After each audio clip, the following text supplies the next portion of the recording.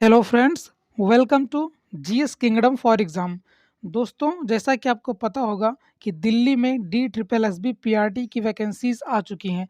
तो अगर आपने भी सीटेट क्लियर कर लिया है तो आप इस फॉर्म को ज़रूर भरिए, क्योंकि दिल्ली में प्राइमरी शिक्षक की भर्ती आ चुकी है। तो आज इस वीडियो में हम D triple S B PRT exam का पूरा एग्ज़ाम पैटर्न समझेंगे और उसके साथ साथ D triple S B P R T का सबसे लेटेस्ट और अपडेटेड सिलेबस देखने वाले हैं।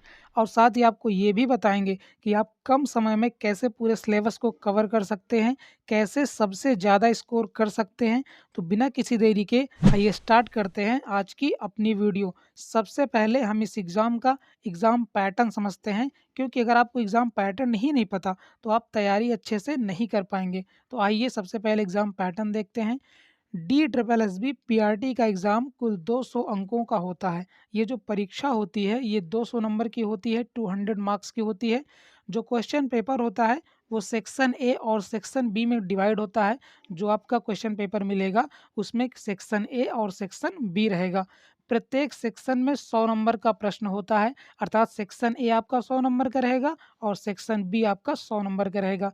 सभी प्रश्न वस्तुनिष्ठ अर्थात ऑब्जेक्टिव होंगे, अर्थात ये परीक्षा लिखित नहीं होगी। आपको केवल टिक लगाना रहेगा। ऑप्शन वाले प्रश्न आएंगे। प्रत्येक प्रश्न के लिए 1 अंक निर्धारित होगा, अर्थात जितने भी क्वेश्चन होंगे हर एक क्वेश्चन कितने नंबर का होगा, 1 नंबर का होगा। नेगेटिव मार्किंग का प्रावधान है, इसलिए आपको थोड़ा सावधानी बरतने की ज़रूरत है, क्योंकि इसमें नेगेटिव मार्किंग का प्रावधान है। जबकि अगर देखा जाए तो जो यूपी टेट का एग्ज़ाम होता है उसमें नेगेटिव मार्किंग नहीं होती, लेकिन D triple S B P R T में जो इसका क्वेश्चन पेपर होगा उसमें नेगेटिव मार्किंग होगी। और कितनी नेगेटिव मार्किंग होगी? 0.25। इसका मतलब होता है 1/4। अगर आप 4 प्रश्न गलत करते हैं तो आपका एक प्रश्न जो सही रहेगा उसका नंबर भी कट जाएगा। तो आपको ये बात ध्यान रखनी है। परीक्षा का कुल समय 2 घंटे का निर्धारित होगा। आपको टाइम कितना दिया जाएगा? 2 घंटा। टाइम इसमें 2 घंटा है और क्वेश्चंस कितने होंगे? 200 क्वेश्चंस होंगे। सेक्शन ए और सेक्शन बी में डिवाइड होंगे। आइए अब इसका हम सिलेबस देखते हैं कि किस विषय से कितने प्रश्न आते हैं और कितने नंबर के प्रश्न आते हैं। हमारा सबसे पहला सब्जेक्ट होता है सामान्य ज्ञान। इससे आपको 20 प्रश्न देखने को मिलेंगे और इससे कितने नंबर मिलेंगे? 20 नंबर। दूसरा सब्जेक्ट होता है मानसिक क्षमता और रीजनिंग। यहाँ से भी आपको 20 प्रश्न देखने को मिलेंगे और यहाँ से आपको 20 नंबर मिलेंगे। तीसरा सब्जेक्ट होता है गणित, मैथ। इसमें से आपको 20 नंबर मिलेंगे, 20 क्वेश्चन पूछे जाएँगे और उसके 20 नंबर आपको मिलेंगे। तीसरा सब्जेक्ट होता है हिंदी भाषा की समझ, इसका मतलब सामान्य हिंदी। यहाँ से भी आपको 20 प्रश्न देखने को मिलेंगे और उसके लिए आपको 20 नंबर मिलेंगे। जो हमारा अगला विषय है वो है अंग्रेजी भाषा की समझ। यहाँ से भी आपको 20 प्रश्न देखने को मिलेंगे और वहाँ से आपको 20 नंबर मिलेंगे।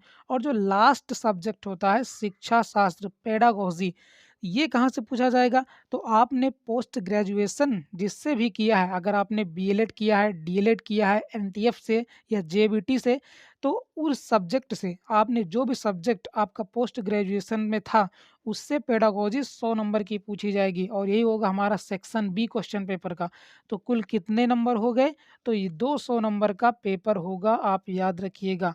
आपका जो 100 नंबर होगा उससे तो अदर सब्जेक्ट पूछे जाएँगे और जो 100 नंबर होगा आपने पोस्ट ग्रेजुएशन जिसमें किया है वहाँ से 100 नंबर पूछे जाएँगे। इस प्रकार आपका 200 नंबर का पेपर होगा। आइए अब हम एक-एक सब्जेक्ट को डिटेल में समझते हैं कि आपको कहाँ-कहाँ पे फ़ोकस करना है ताकि आप कम समय में अच्छी तैयारी कर सकें। तो अगर हम सामान्य ज्ञान की बात करें तो इसमें आपको इतिहास भी पढ़ना है। अब इसमें प्राचीन इतिहास, मध्यकालीन इतिहास और आधुनिक इतिहास ये तीनों आ जाएँगे, तो आपको तीनों पढ़ना पड़ेगा। राजनीति अर्थात पॉलिटी दिया है तो आप पॉलिटी को भी पढ़ना है। संविधान जिसमें संविधान सभा आ जाएगा, संविधान का निर्माण कैसे हुआ। आपको स्पोर्ट्स पढ़ना है, जैसे खिलाड़ी किसमें कितने होते हैं और कौन सी ट्रॉफी किस खेल से संबंधित होती है। कला और संस्कृति में ये ज़्यादा आपको डीप में नहीं पढ़ना, आपको एनसीईआरटी से कवर कर लेना है। कला और संस्कृति जैसे सभी राज्यों के प्रमुख मेले, त्योहार, ये सब आपको पढ़ना पड़ेगा। भूगोल आपको इंडियन ज्योग्राफी और वर्ल्ड ज्योग्राफी भी पढ़ना पड़ेगी। अर्थशास्त्र आपको पढ़ना पड़ेगा, साइंस भी आपको पढ़ना है। और इसके साथ-साथ अगर हम आगे देखते हैं तो वैज्ञानिक अनुसंधान, जैसे कि वन अनुसंधान कहाँ स्थित है, केंद्रीय आलू अनुसंधान कहाँ स्थित है, ये सभी आपके एग्जाम में पूछे जाएंगे। राष्ट्रीय और अंतर्राष्ट्रीय संगठन, ये भी आपसे पूछा जाएगा, जैसे WHO का मुख्यालय कहाँ पर स्थित है। तो ये सब आपको जनरल नॉलेज के टॉपिक हैं, इनको आपको कवर करना है।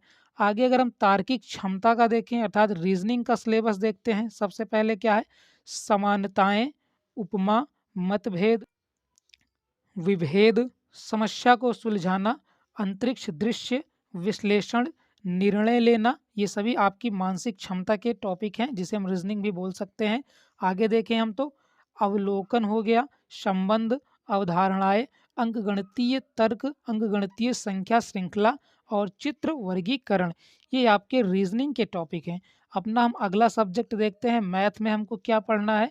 तो सबसे पहले दशमलव, जिसको डेसिमल भी बोला जाता है, उसके बाद सरलीकरण यानी सिंप्लीफिकेशन, उसके बाद भिन्न, अनुपात, प्रतिशत, औसत, आंकड़ा, निर्वचन, ये सभी आपके मैथ के टॉपिक्स हैं। और आगे हम बढ़ें तो लघुत्तम समापवर्तक, जिसको एलसीएम बोला जाता है, महत्तम समापवर्तक, लाभ और हानि, साधारण और चक्रवृद्धि ब्याज, क्षेत्र मिति, समय और दूरी, कार्य और समय, ये आपके मैथ के टॉपिक हैं।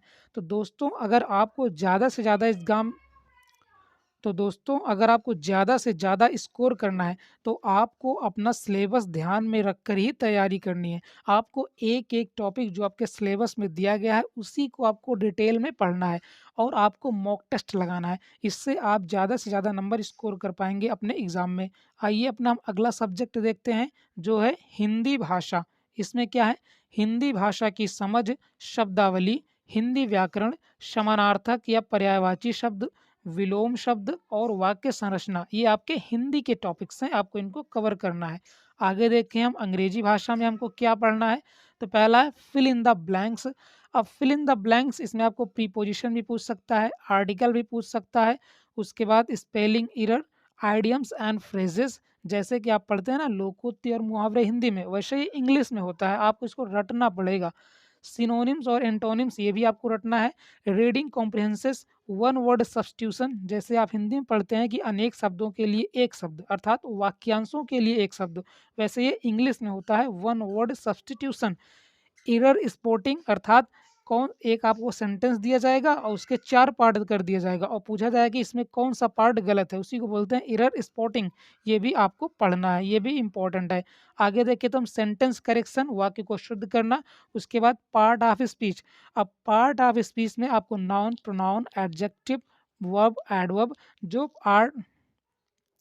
जो पार्ट ऑफ स्पीच 8 प्रकार की होती है, आपको पूरा पढ़ना पड़ेगा। और शिक्षा शास्त्र की बात की जाए तो हमने आपको पहले ही बताया था कि शिक्षक प्रशिक्षण कोर्स, जैसे आपने अगर डीएलएड या बीटीसी किया है या बीएड किया है, में जो पढ़े हैं उससे संबंधित शिक्षा शास्त्र पेडागोजी का प्रश्न आता है। ये आपने जो पोस्ट ग्रेजुएशन किया है उसमें आपने जो भी सब्जेक्ट लिया था उसी से प्रश्न पूछे जाएंगे और ये कितने नंबर का होगा, तो ये 100 नंबर का होगा, इसलिए आपको इसको अच्छे से कवर करना है। तो दोस्तों अगर अभी भी आपके मन में कोई डाउट हो तो आप कमेंट बॉक्स में ज़रूर पूछिएगा। अगली वीडियो में हम आपके कमेंट का आपको उत्तर ज़रूर देंगे। तो फ्रेंड्स आपको वीडियो कैसी लगी हमें कमेंट करके ज़रूर बताइएगा। और अगर आप इस चैनल पर नए हैं तो चैनल को सब्सक्राइब करके बेल आइकन को प्रेस कर दें ताकि आने वाली सभी वीडियो की नोटिफिकेशन आपको मिल सके। अगर आप सीटेट की तैयारी करना चाहते हैं तो सीटेट की क्लासेस आपको इस चैनल पर जल्द से जल्द देखने को मिलेंगी, वो भी बिल्कुल फ्री में। वो क्लासेस पेड नहीं होंगी, आपका हर सब्जेक्ट कवर कराया जाएगा, वो भी बिल्कुल फ्री में। तो अगर आप इस चैनल पर नए हैं तो चैनल को सब्सक्राइब जरूर कर लें। तो दोस्तों मिलते हैं किसी नेक्स्ट वीडियो में किसी नेक्स्ट टॉपिक पर, तब तक के लिए जय हिंद, जय भारत।